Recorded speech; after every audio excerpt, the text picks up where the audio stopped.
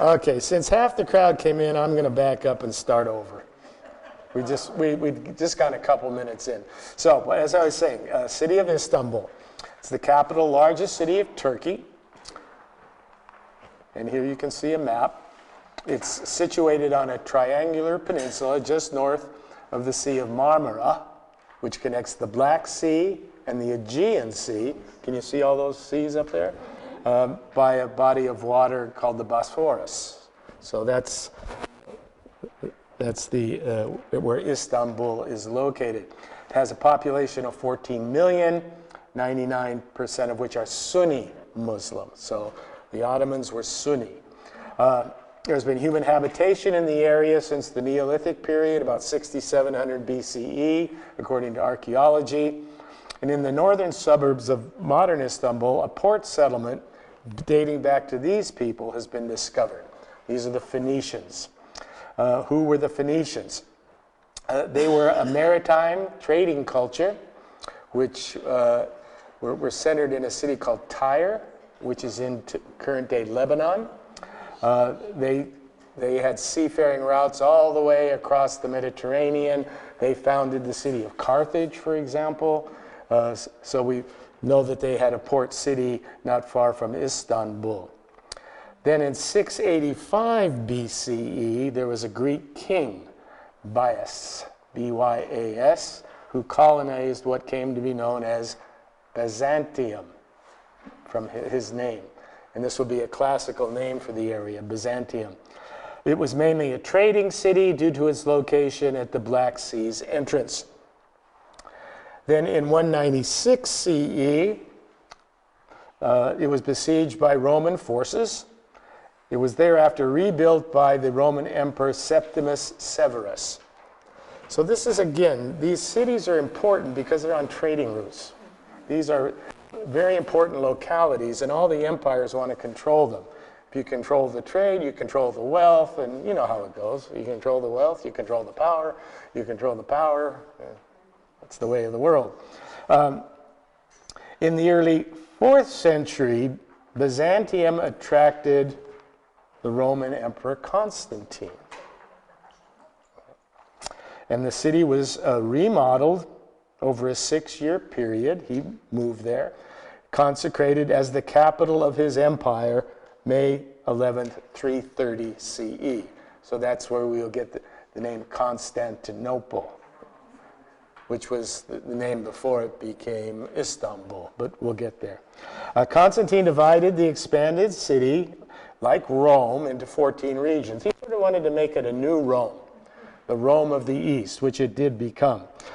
He ornamented it with numerous public works, imperial. It was a new imperial metropolis in the East that would be in competition with Rome in the West. The first church, and I won't put a picture up now, but we'll see it later. Hagia Erin was dedicated to Constantine, and he dedicated it to the peace of God. So after his death, the city was called Constantinople. That's what, after Constantine. It was a commercial, cultural, and diplomatic center. It also became what would be the seat of what would become the Orthodox Church, the Eastern Church. There will be one church till about the 11th century, and then there'll be a schism, and both sides excommunicate the other. Rome excommunicated Constantinople. The Bishop of Constantinople excommunicated the Bishop of Rome, but that's a little bit down the line. So the city survived the 5th century fragmentation and fall of the Western Roman Empire, as the West, and for the next 1,000 years was the capital of the Byzantine Empire. Okay, so this is really the Eastern Roman Empire, but it becomes known as the Byzantine Empire. And the empire was delivered, however, a mortal blow in 1204 by Crusaders.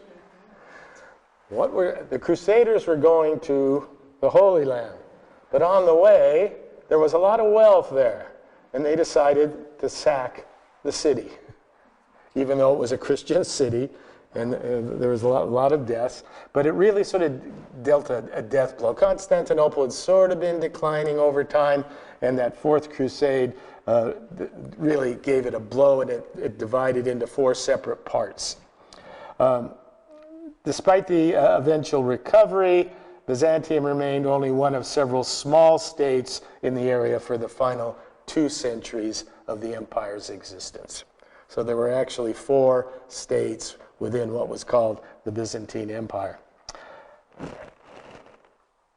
Then we have the fall of Constantinople to the Ottomans, 1453. That's one of those dates people do remember, because this was a major impact on Western civilization. This is a Muslim power that has sacked Constantinople under the command of Mehmed II. And it puts an end to the Byzantine Empire, and we have the beginning of the Ottoman Empire, which will last until the end of World War I. So it will be a long-standing empire. One of the city's 1,000 of Greek manuscripts, when the city fell, you may remember this, when the Ottomans conquered Baghdad, they took a lot of the literary treasures back to Istanbul. Well, and when Constantinople falls, we have, again, a switch of, now the Muslims are in control of all these texts. And what's interesting is that not only do you see the movement of political power, you see the movement of culture through texts as various groups control these. So they became in control of the Greek and Latin manuscripts in the libraries, which were eventually brought to Italy. Those leaving Constantinople, fleeing the Ottomans, take a lot of the manuscripts that were there. So it's a movement of knowledge. It's a movement of knowledge. Now, today, that doesn't make much sense, because the movement of knowledge today is a couple clicks on a computer, right? You can access knowledge anywhere in the world within a minute or so, within a few seconds on a high-speed computer. At that time, these manuscripts took time. They moved, and they went usually to monasteries where they were preserved. Were they on scrolls? Yeah, most of them were on scrolls, although you did have the codex form. A codex is what we call our book form. Yeah. So under the Ottomans, the city was renamed Istanbul, which means the city. The city, that's what it means.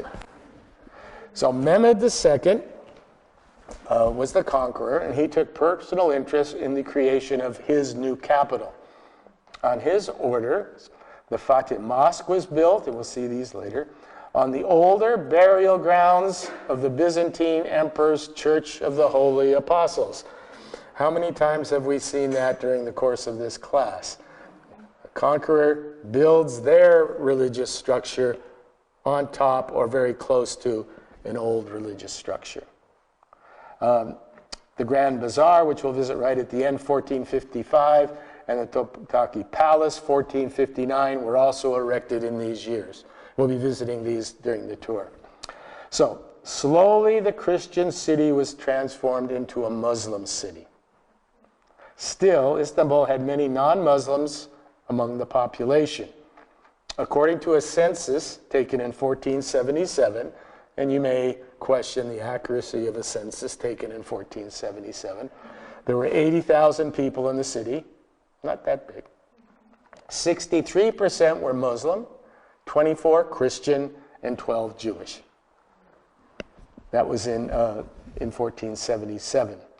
And Mehmed also reestablished the city as the center of Orthodox Christianity, even though he was a Muslim, because he respected the church, and he could although he might not believe in the doctrines of the church, when you have 24% of your population being anything, you want to have good relationships with the power structures.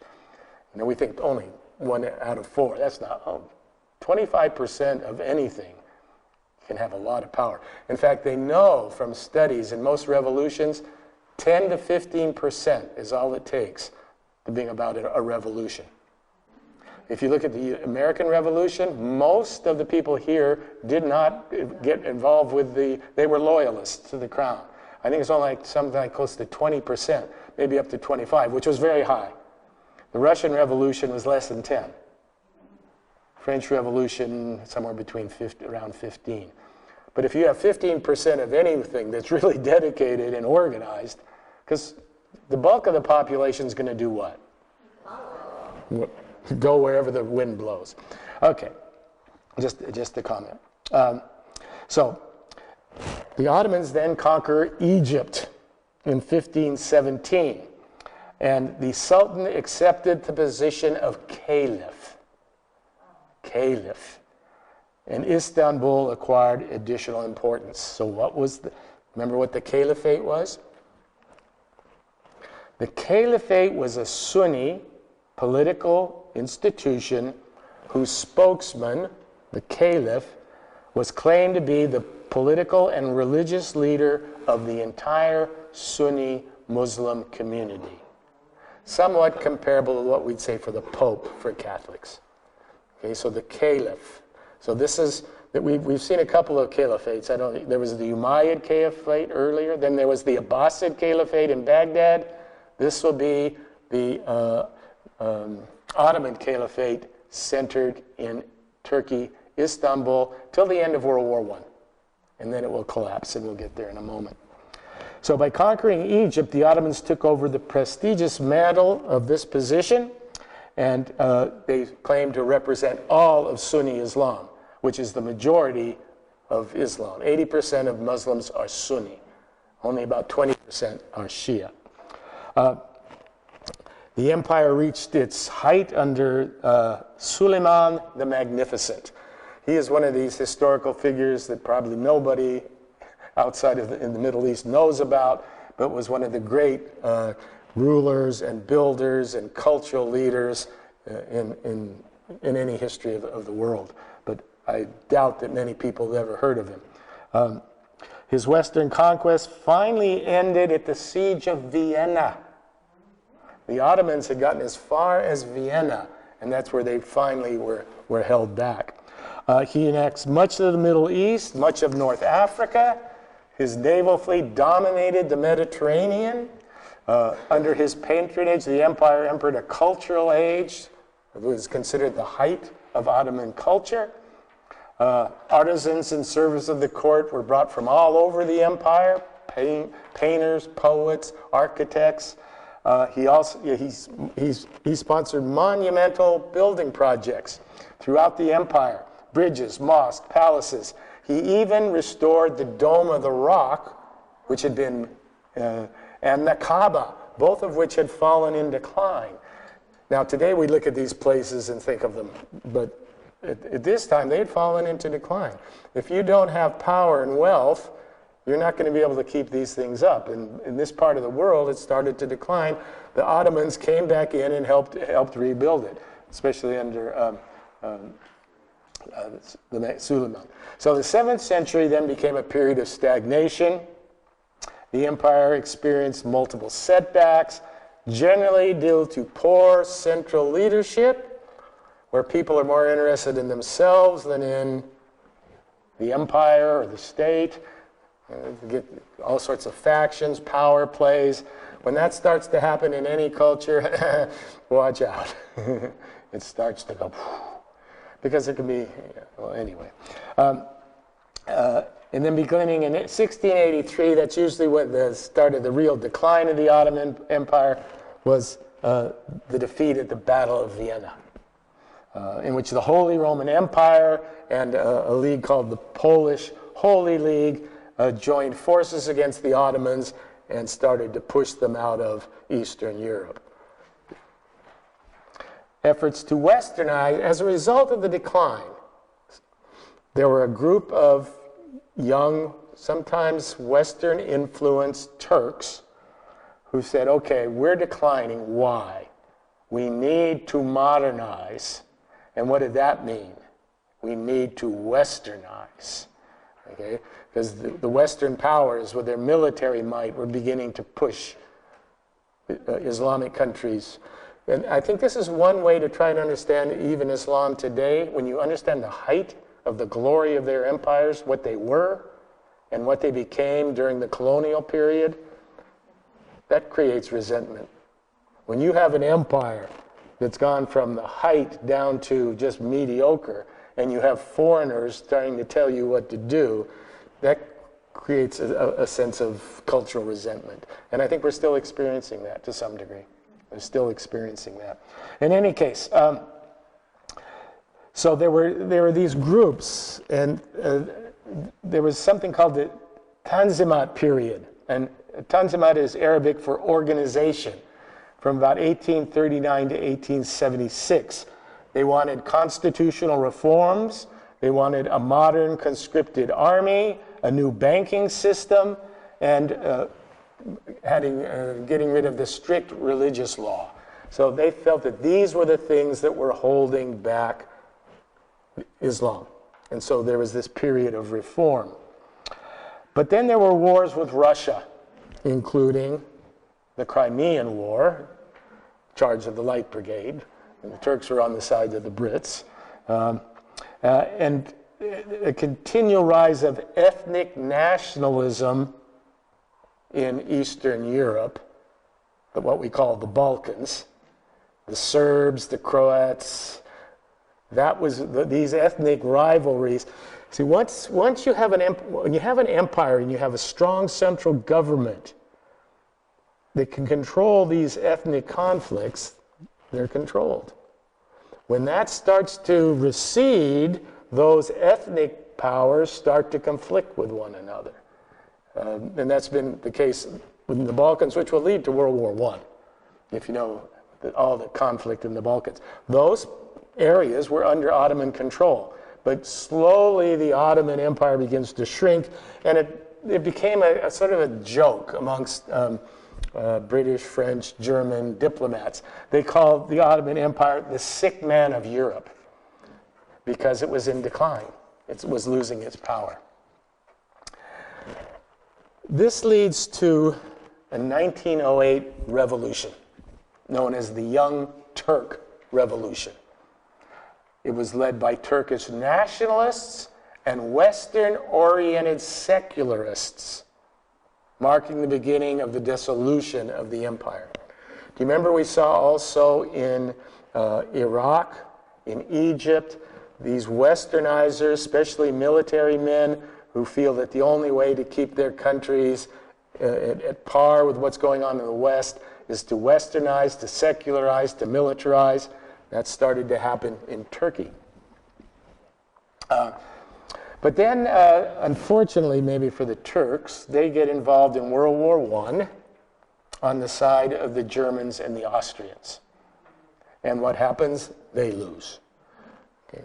And that's, if you know, the Gallipoli and all of that, that was all part of World War I, which really brings a defeat to those powers and to the Ottomans.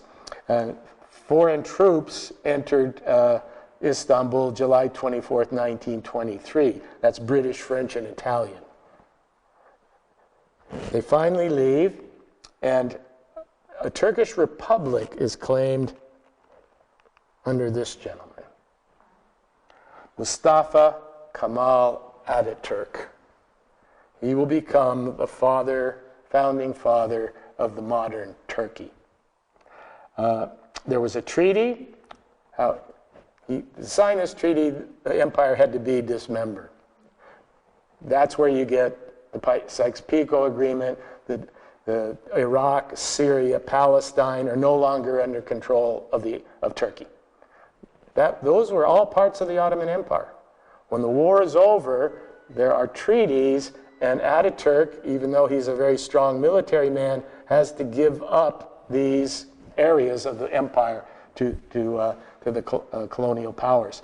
He was the hero at least as the Turks at Gallipoli. He was in charge of the Turkish troops up on top of the mountains that the Australians and New Zealanders and British were trying to get up to. So he was a nationalist secularist. Okay? He was what he put first was the nation, Turkey, not Islam. Nationalist, secularist. All those went above other identities. To this end, Islamic canon law was replaced with a secular civil code.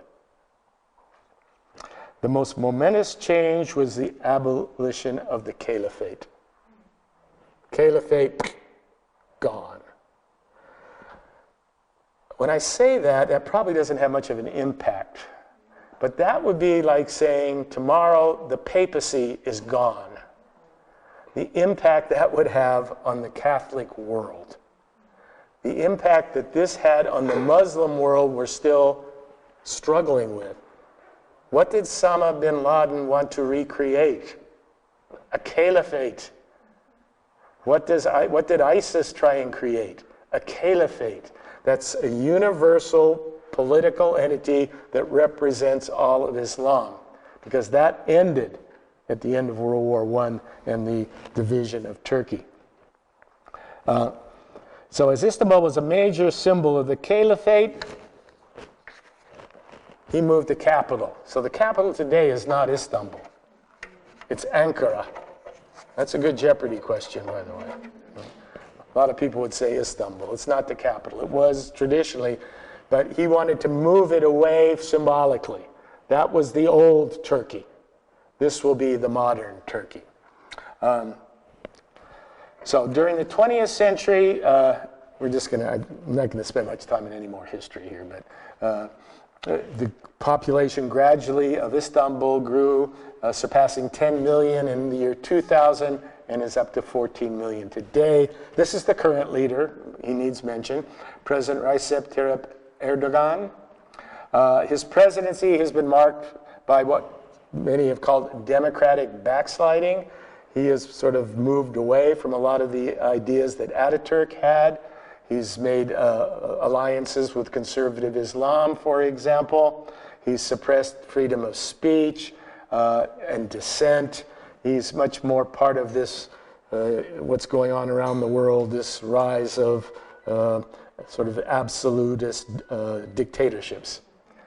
So he is in this fold. He got rid of, well, what he did, he changed the system to a presidential system as opposed to a parliamentary system. Under Ataturk, there was a parliamentary system. He was a strong man, but there was a parliamentary system. This has been changed to the presidential. This is where the executive has just about all the power they want, especially under times of emergencies. So that's just a brief sort of history. Yeah, Chris. Wouldn't it be better? Who had the power to eliminate the caliphate? I mean, it's Ataturk. He was a secularist. He felt the caliphate represented old-time Islam, and that old-time Islam was going down the hill. But in fact, now it seems that different groups can, say that there is a jihad or anything like that, whereas it used to be a centrally... One of the biggest mistakes of Western diplomacy was thinking that Islam was dying. Nobody studied Islam. The big bugbear was the communists. Nobody looked at what was going on in the Islamic world. When the Ataturk took away the caliph, what does that mean? He puts him in exile? He shoots him? No, he didn't. He exiled him. Exiled, in a nice palace somewhere. So all of his power was gone. Yeah. Everything that was with him would go with him, is the idea. Yeah. They weren't, that wouldn't have been a politically good move to execute the Pope or the caliph. You just send him away, give him lots of anything, a palace. Palaces to galore, give him a palace. Okay, that's a little bit of the history. Let's move to the tour. So we begin our tour by visiting the Sultan Ahmet Mosque. sometimes called the Blue Mosque. If you go to Istanbul, if you're on a tour, they'll take you to the Blue Mosque. It's named that way because of the tile work inside. It was built from 1609 to 1616 during the rule of Ahmed I, therefore it's the Ahmed Mosque. It has a main dome, 6 minarets, and 8 secondary domes. It incorporated some of the Byzantine Christian elements. That's what's very interesting about a lot of the architecture in Istanbul. It's a blend of some of the Byzantine Christian architectural elements with Islamic elements.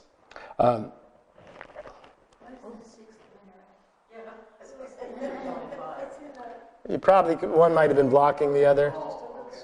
Yeah. Wow, I have people that are actually counting the minarets. Well, you said 6. You said 6 and we saw 5. Well, at least I got 5. Okay. The Blue Mosque and the Chimney. So there's, yeah, the interior of these mosques are just, Oh, look at that, look. It was not destroyed at all during the wars? pardon me? It was not, no part was destroyed during the wars? Not that I know. The mosques were usually, and you didn't have Istanbul getting bombarded from the sky. Yeah. You know, that's when things get destroyed, when you start dropping bombs from the sky. In fact, the Turks, they surrendered while the troops were just outside, and they came in, and they more or less left. Turkey wasn't the reason the Allies wanted to get rid of Turkey, then you could concentrate on the Western Front. Yeah, this is why it's called the Blue Mosque, and that's sort of a small picture, but if you can imagine a whole wall of that. Mosaic. Yeah. Yeah, mosaic work. It also has stained glass windows. That's probably the Byzantine Christian influence. But what are they depicting?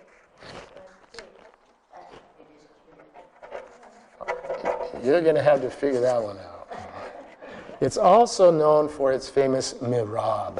You remember what the mihrab is? The mihrab in any mosque is that indentation in the wall that points to Mecca. It's called the Qibla. That's the direction to Mecca. It was finely carved sculpture from marble and a double inscriptive panel above. I don't know if you can see, but there's inscription up above it. It's a magnificent mihrab. So not far from the Blue Mosque is Hagia Sophia, a former Greek Orthodox basilica, later an imperial mosque, and now a museum. It was originally constructed in 537 by Justinian I, Byzantine emperor, and dedicated to the Logos, or the Holy Trinity. It contained a large collection of relics and featured a 49-foot silver wall cross with a big icon. After the Ottomans conquered it, it served as a mosque until 1931. It was then secularized and opened as a museum in 1936.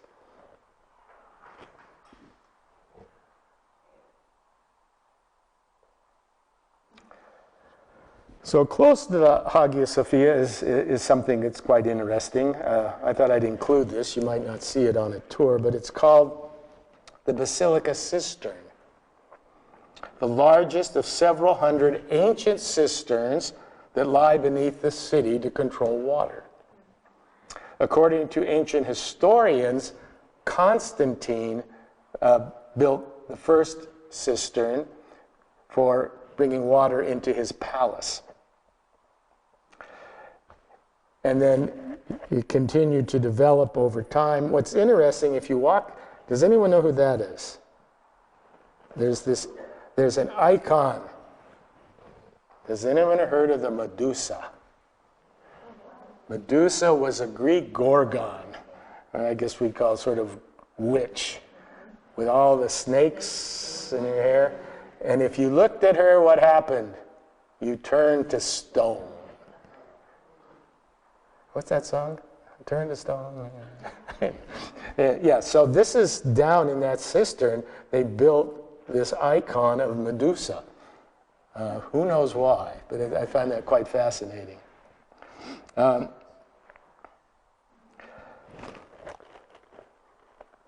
this was the first church, I mentioned at the beginning, that was established in Constantinople. It's called the Hagia Erin.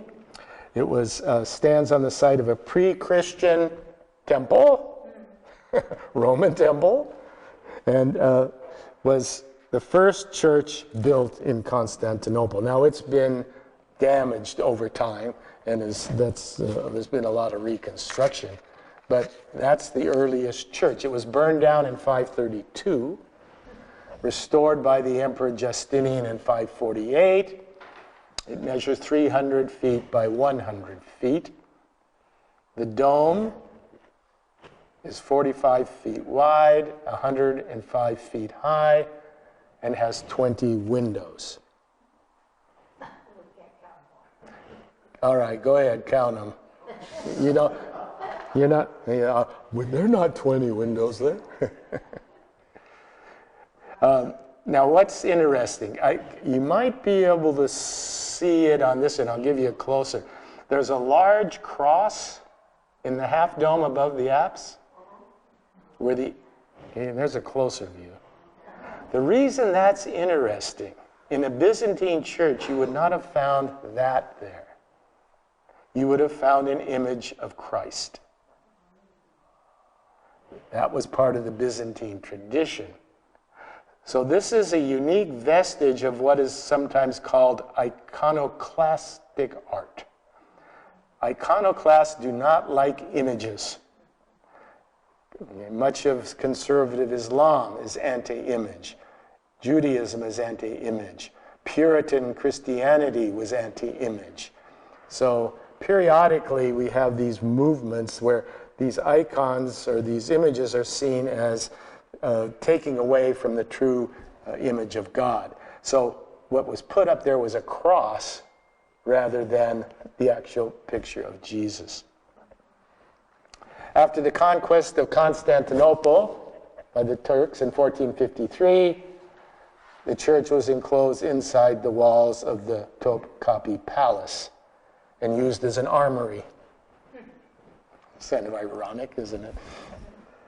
Okay, we'll get to the palace in a moment. I just want to stop by quickly, if you're interested in archaeology, to the Istanbul Archaeological Museum.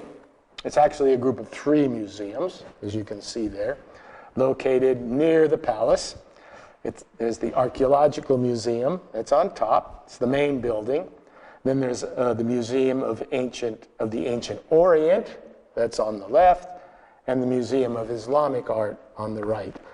So if you've got time and you like museums, you could spend several days here because it's just jam-packed. It has over 1 million objects in those 3 buildings that represent almost all civilizations in world history.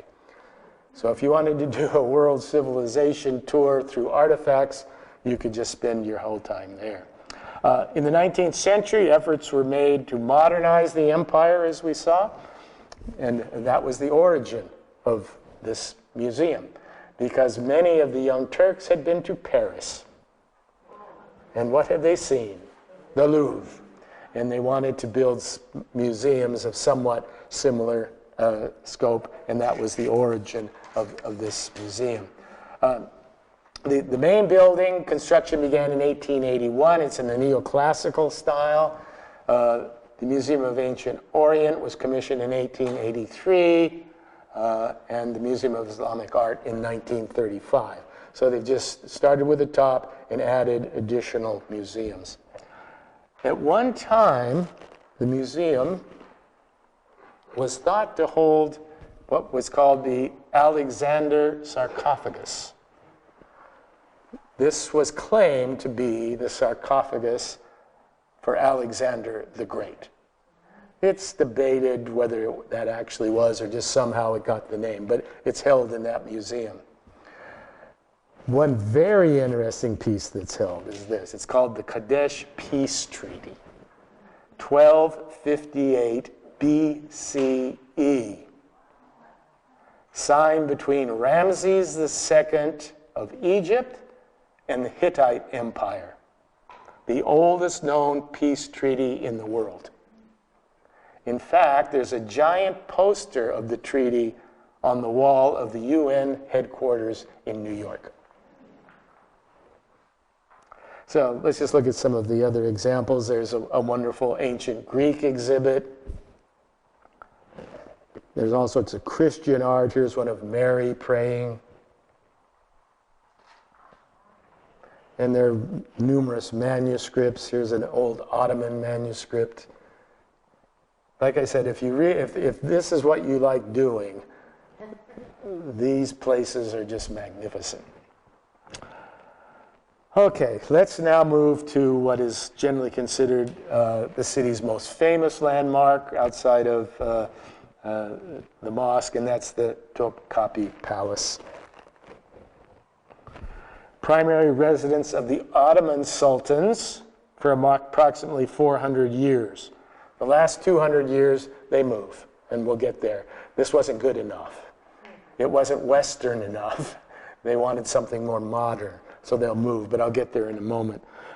As well as a royal residence, it was a setting for state occasions, royal entertainment.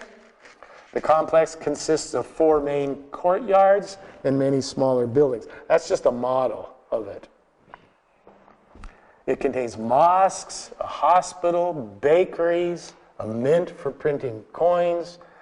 Construction began in 1459 under Sultan Mehmed II, the conqueror of Constantinople, and it received the name Topkapi, which means cannon gate, in the 19th century after a gate which is no longer there.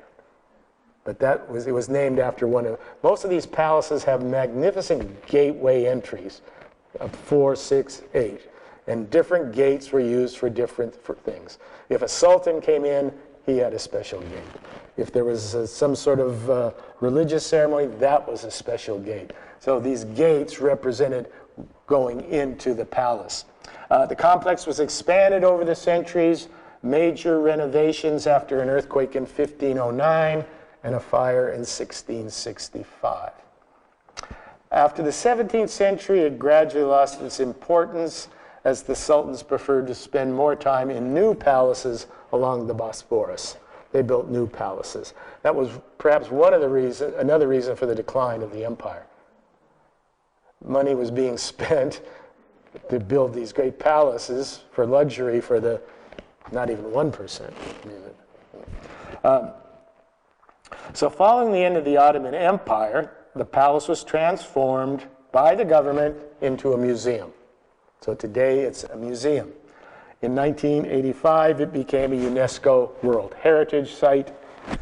There's a view out from the palace itself. So let's look at some of the more important structures. There's the Imperial Gate, south of the palace. That was the Sultan's entryway.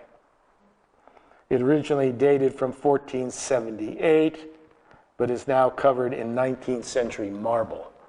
So in the 19th century, a marble facade was added. The Tower of Justice is several stories, tallest structure in the palace.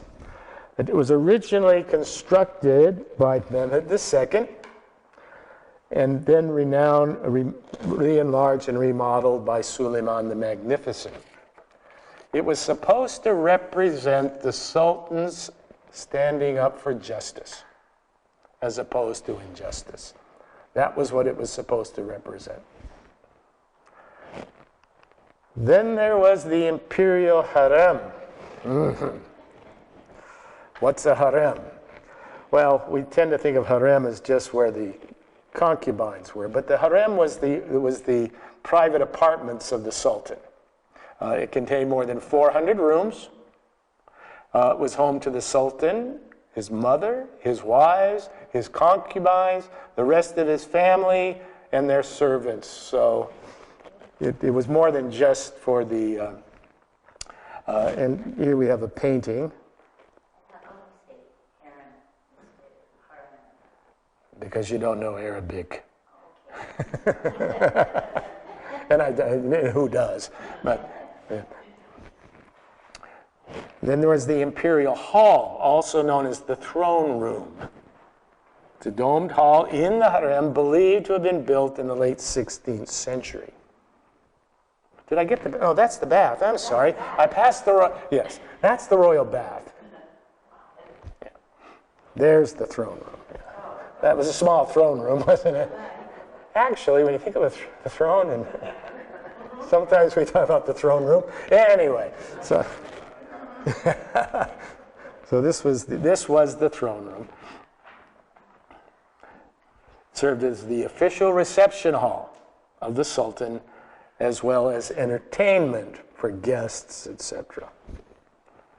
Then there was a council hall, and this is the corridor of that council hall, the courtyard. It consisted of multiple pillars on the entryway, with ornate green and white colored wooden ceiling. I don't know. Can you see the green and white? And then decorated with gold leaf. Inside, there were 3 main rooms. The first chamber is where the Imperial Council held its deliberations. This was a council, not a parliament. This was the Sultan's advisors. They would meet in this room. As a museum, the palace contains large collection of porcelain, weapons, miniature paintings, calligraphy, jewels, including this baby,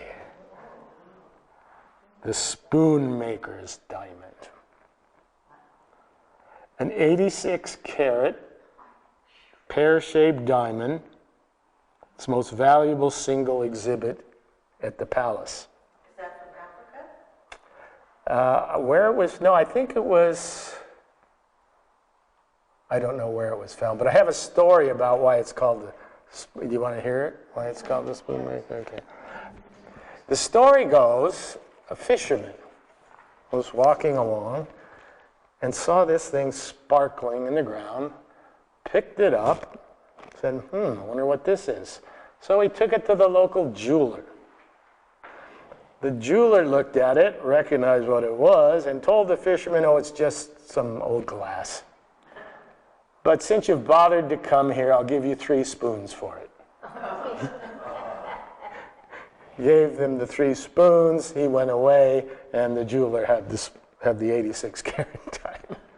That's how it got its name. But it's surrounded by other diamonds. Yeah, it is. Yes, it's. Which really increases its value. Is that a pin or a? What do you call It's like that? A pendant.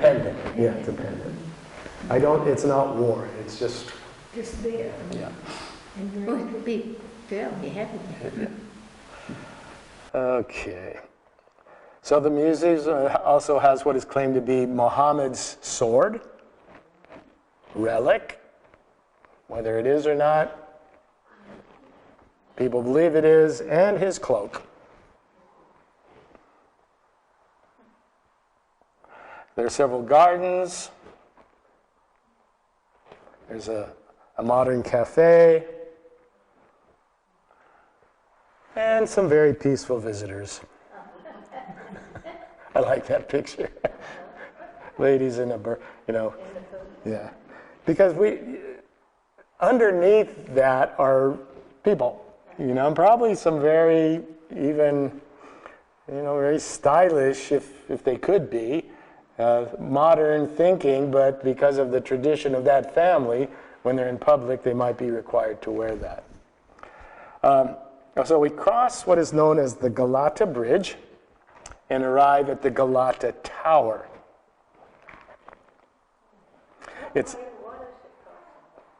That's crossing the Bosphorus.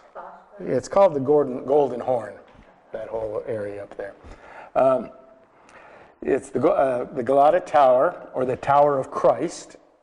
So it was built during the Byzantine period. It was a medieval stone edifice north of the Golden Horn's junction with the Bosphorus.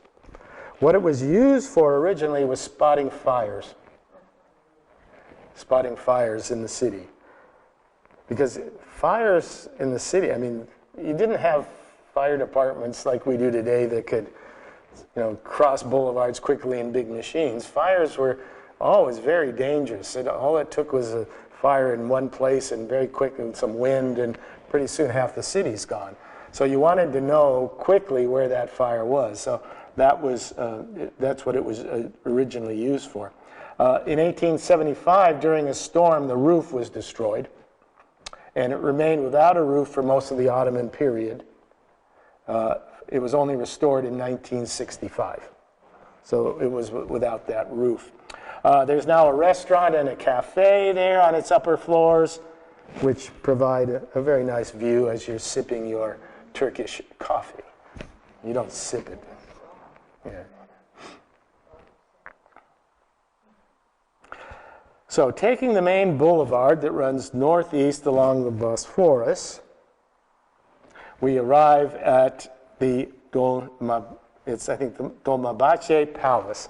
This was one of the newer palaces that I mentioned. Yeah. The palace was ordered by one of the sultans in 1843, and construction finished in 1856. So it took 15 years to build the palace. It replaced Topkapi, which was seen as lacking in contemporary luxury.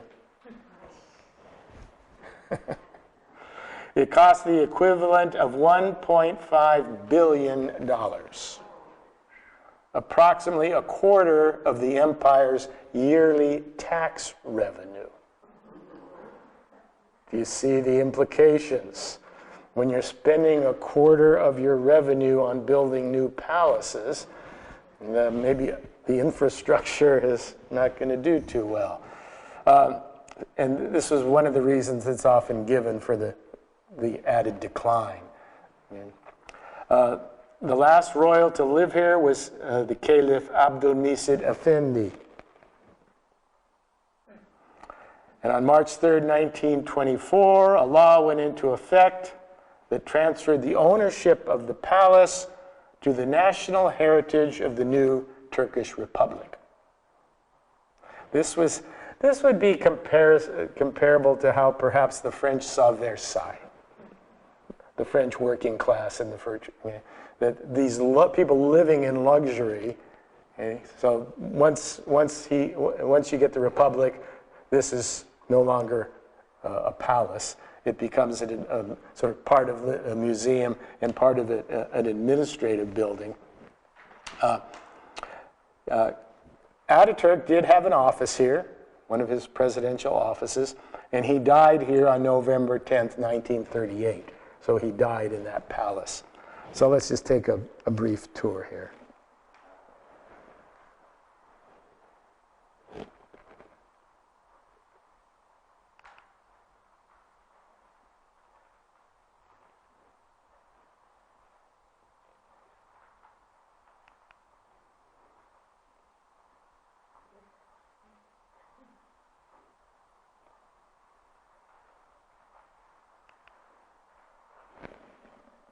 You gotta have the steam room.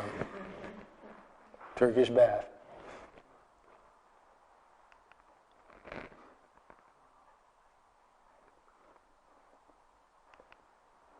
And this was where Ataturk died. That was his bed.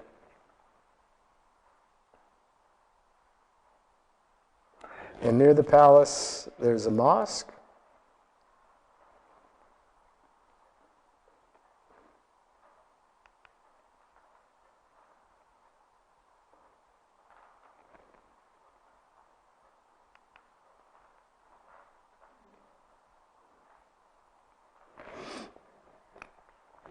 Okay, our next stop is a place called Taksim Square, a district famed for its restaurants, shops, hotels. This is the modern city's central square. This is also where large demonstrations take place, if there are going to be such. It's also near the headquarters of the Istanbul Metro. Istanbul has a very fine metro system. and it's also the monument of the Republic. So this represents modern Turkey, that switch from the old caliphate Islamic approach to a nationalized, secularized Turkey. It was originally the point where the main water lines from the north of Istanbul came into this center. That's why it was so important. Okay, so we go back over the Golden Horn via Bosphorus Bridge, and there's another mosque, believe it or not. The Süleymaniye Mosque, the largest mosque in the city. It was built on the order of Suleiman the Magnificent, therefore the Süleymaniye Mosque. It was designed by his chief architect, whose name was Mimar Sinan.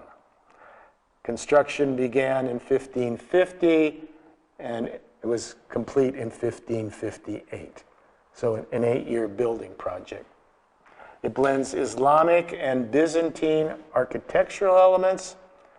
It contains, if you can probably see, tall, slender minarets with large domed buildings supported by half domes in the style of Hagia Sophia. Part of the dome collapsed in an earthquake in 1766, damaging a lot of the decoration of the original dome. During World War I, the courtyard was used as a weapons depot.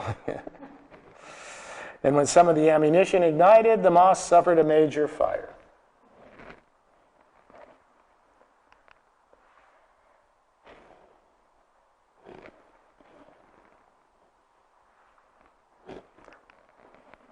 So the interior is 180 by 174, almost square, which is unusual for a mosque.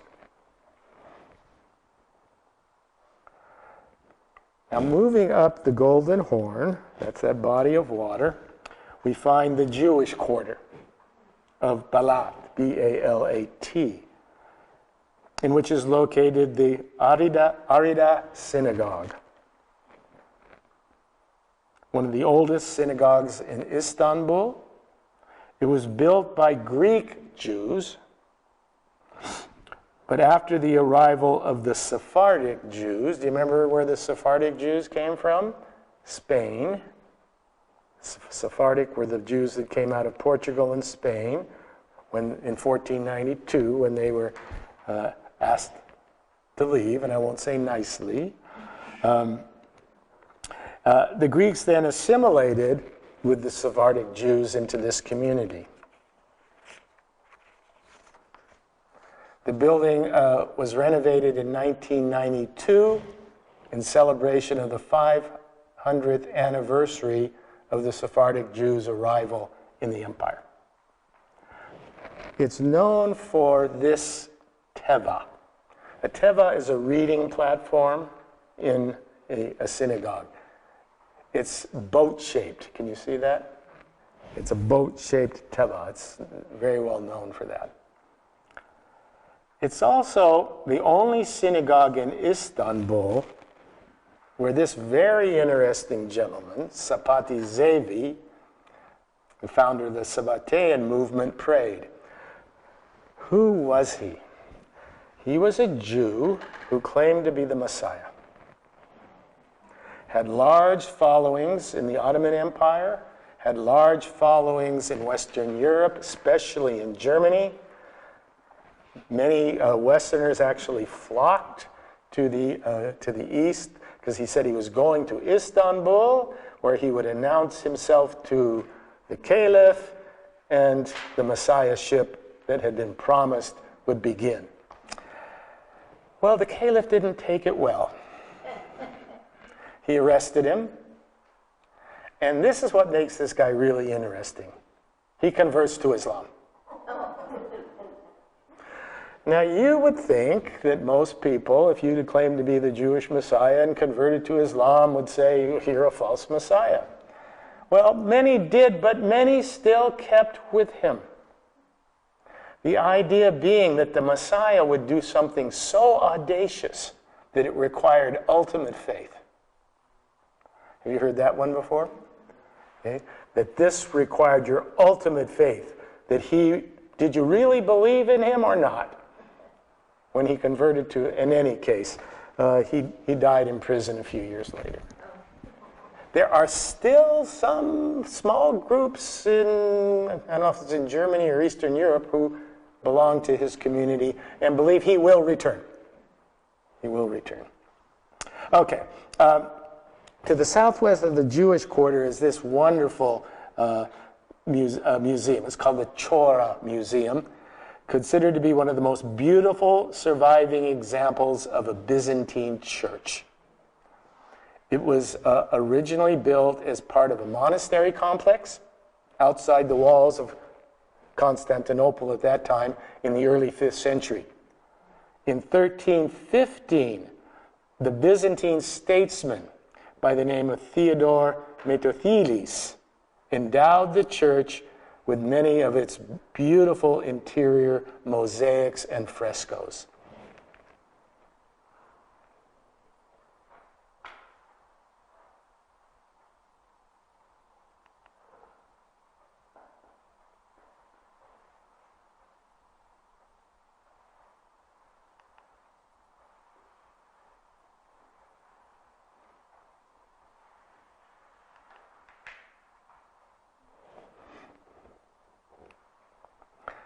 The artwork is the finest example of what was known as the Byzantine Renaissance. During the siege of Constantinople, 1453, one date you might want to remember, the icon known as Theotokos Hoderagia, which was considered the protector of the city, was brought to Chora by the Christian community. You see why? She will protect us. The Ottomans are on the outskirts. So this is known as the city's icon. It was brought to the church, but the Ottomans still conquered it. It was sort of this last, almost, you might want to call it superstitious hope, that if you brought the icon to the church, somehow miraculously the Turks would be pushed back. Well, it didn't happen. But it's the iconic depiction of the Virgin Mary holding the child Jesus while pointing to him as the salvation for mankind. I might mention that those the various mosaics and frescoes, when the Muslims took over, they plastered them over. Why? They were images. There was, however, a major restoration project that took place in 1948 by the Dumbarton Oaks Center for Byzantine Studies. They took that plaster off. They've been able to clean up the mosaics and the frescoes, and that's why we have them today. Okay, final stop, because we got to go shopping. No, that's the icon. Now, that's not the original. That's a copy, because the original was lost somehow during the Ottoman invasion, probably destroyed. But it's a beautiful piece nonetheless. That's the North Dome. Can you see up the top? Who's up at the top? I think it's Jesus, isn't it? There's the South Dome. Who's up at the top? Mary and child. All right, we'll take you to the Grand Bazaar. It's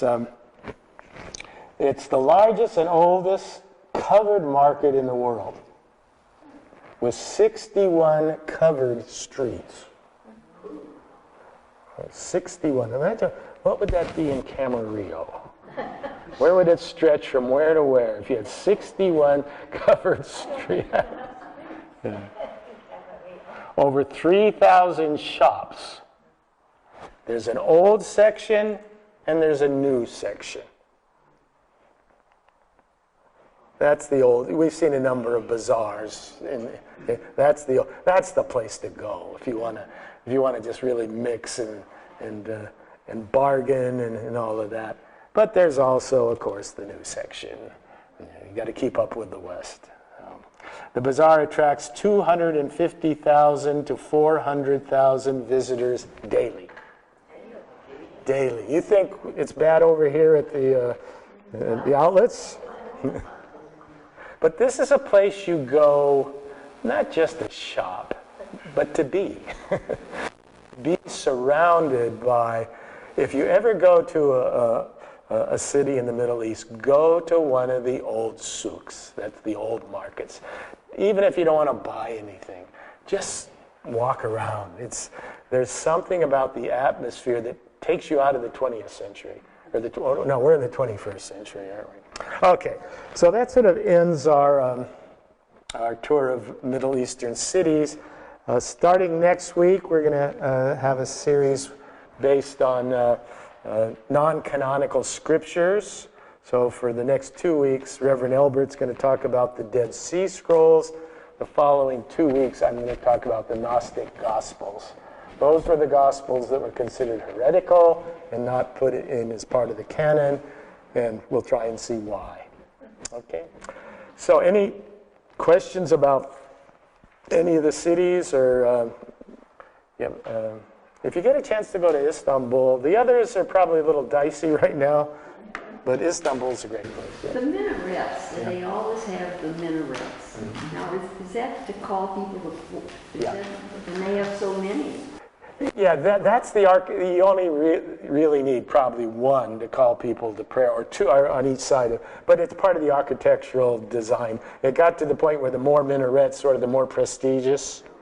But yeah, the minaret, if you look at the top of those, you'll see some windows or something. That's where the muezzin, he's the one who called the prayer, would go. And in the old days, there weren't loudspeakers. So, and these people, when I say, you don't just call on anyone to be a muezzin. You train for years and years and years. Maybe next time I come, I'll bring, I should have brought some, darn it, some just recordings of call to prayer. If you've never heard one, they're quite, well, they are beautiful, but in a strange sort of way to the Western ear. So maybe I'll bring one along sometime, and you can just hear it. Now they're done with loudspeakers. Yeah. I thought when I listened, they reminded me of Gregorian chants. There is that. Although the pitch sometimes gets very high, and there are different schools of Quran recitation. So if you're trained in this school or that school, and these people are very, very prestigious individuals, and they are hired by the mosques to go. It's like if you have a beautiful voice, someone who's trained in classical singing, to get up on top and then call the call to prayer. Well, is the Turkish government ever asked to return any of their artwork to the countries of origin? This is a worldwide problem. And there are organizations who try and get that. I mean, look at the Louvre. The Louvre holds some pieces from Egypt and from all over. Is this likely to happen? No. Sometimes you'll get a piece returned here and there. But yeah, it's part of conquest is always, the part of conquest is taking artifacts, taking women. And when I say taking women, you know what I mean. That's unfortunately been part of warfare. It's sort of, we're the winners. We hold power. So, yeah, look at all the Egyptian art, Sumerian art that is in the West. I doubt that that's going to be given back. But it's a good question. Well, they've tried to get back from what was taken from the Jews. Yes. During the Holocaust, the art that was taken from the Jews. Yes. Yeah. Okay. Thanks for coming out on a rainy night. I didn't expect quite so many, actually. But thanks for coming out, and I think the next 4 weeks will be quite fascinating. if you're interested in scriptures other than those that are part of the canon. Okay, bye-bye.